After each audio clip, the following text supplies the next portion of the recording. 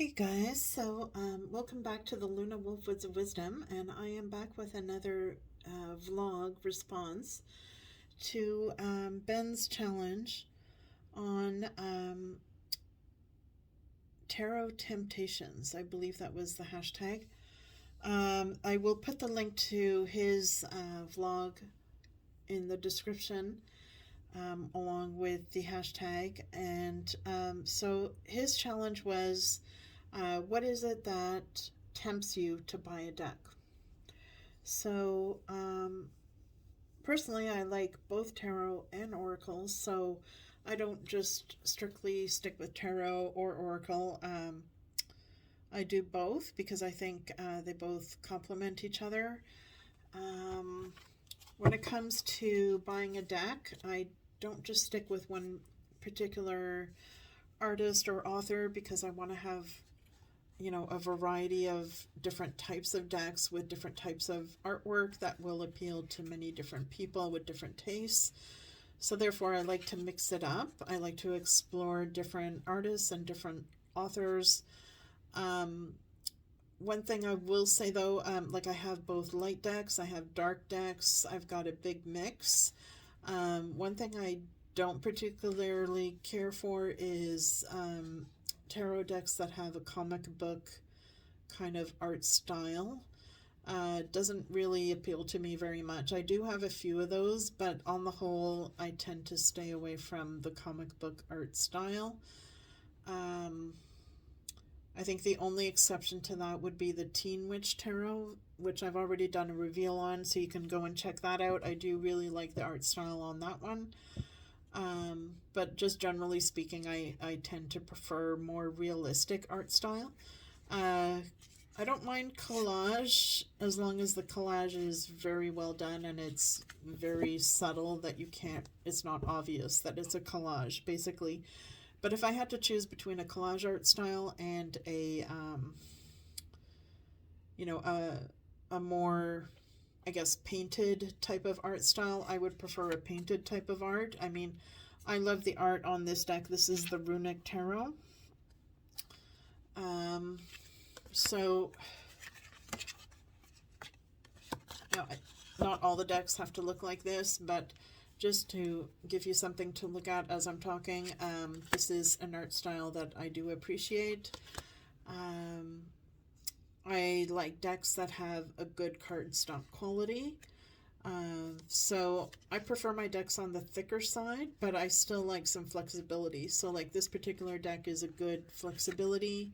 It's flexible enough to do a riffle shuffle if you wanted to. Most of the time I do an overhand shuffle because I like to take good care of my decks. So I don't really like it when they're bent out of shape. So for that reason I use an overhand shuffle and it's just easier. And I find when I'm doing the overhand shuffle that a lot of the cards will just fly out, and I like that because those are the cards that I end up picking for the reading.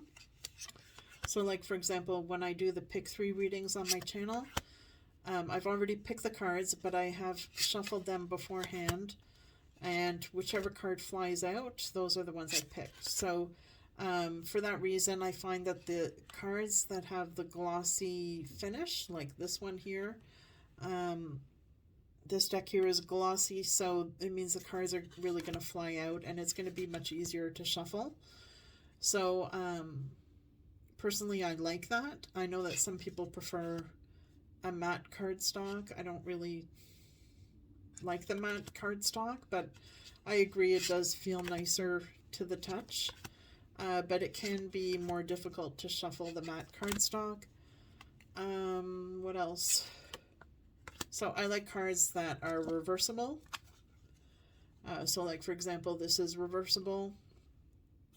I like cards that are borderless. I like the numbered cards so that it's very easy to know what you're looking at. And I like cards that have a very clear numbering, and if there is wording at the bottom, I like it to be very clear, so that if you're using it in dim lighting, you're not straining your eyes to see what it says on the writing.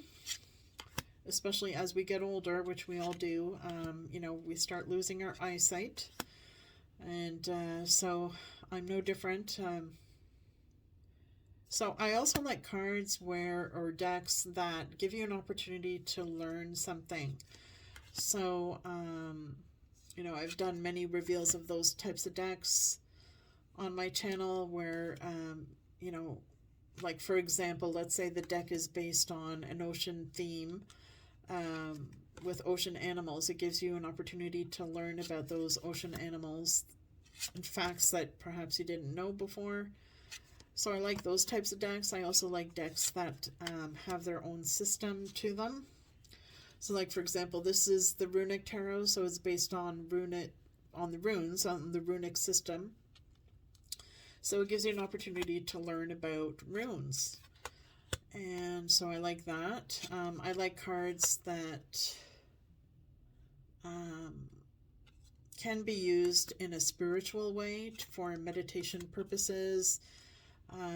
But that can be used in different ways as well, so that you can get multiple uses out of one deck. So like for example, you can use it for affirmations, you can use it for meditation, for path working, for connecting with deity. You can put the cards up on your altar to connect with a certain deity, or you could use cards to connect with your ancestors. So I like cards that have that type of multi-usage.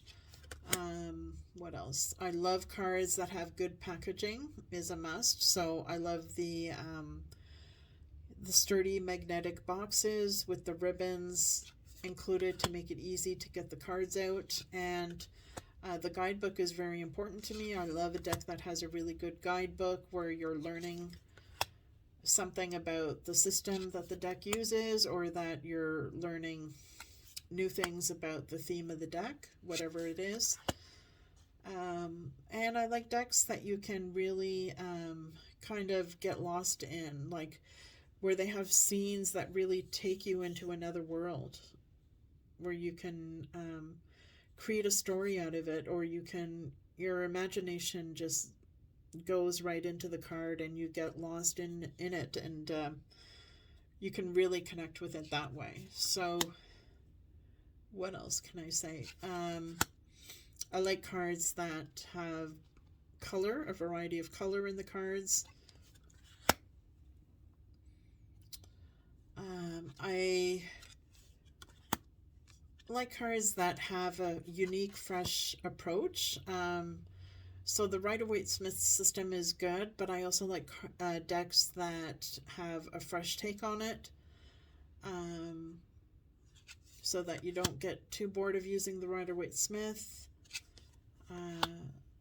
What else? I haven't bought the Thoth Tarot yet, but I do plan to do so in the future. So that is, I don't just stick only to Rider-Waite-Smith. I will be broadening out to other systems and other types of tarot cards. And there's no particular artist that I stick to. Like I said, I am a visual person, so I do like good art, but at the same time, I've noticed as I've done my deck collecting that the artwork isn't necessarily the be-all and end-all. So you could have a deck with some amazing artwork, but the guidebook is not well written, and there's not much depth to the guidebook or to the cards. And when that happens, it's a bit disappointing. I'm not referring to this particular deck at all, but I'm just speaking generally. I do like to have a really good quality guidebook with a lot of depth to it. I guess because I do have a background, since I studied psychology, I have a degree in psychology, so I like decks that have a lot of depth to them, psychologically speaking. So I like decks that explore both the light and the dark side of people. We have both within us, and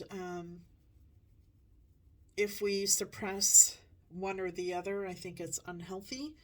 So in order to have a balanced, healthy psyche, we all need to, allow both of those to come through at different times, and not to suppress one or the other. So yeah, I like decks that are balanced, and that are something you can really sink your teeth into.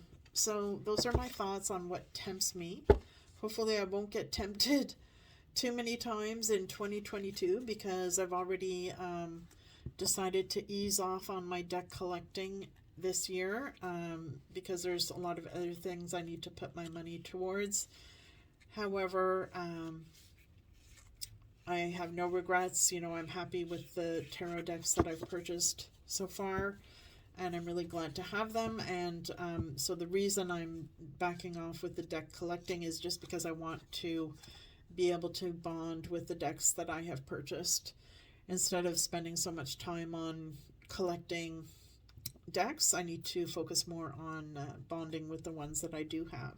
So there you have it. It's a long-winded video for my day one vlog, and I'll try to make the other ones shorter, hopefully.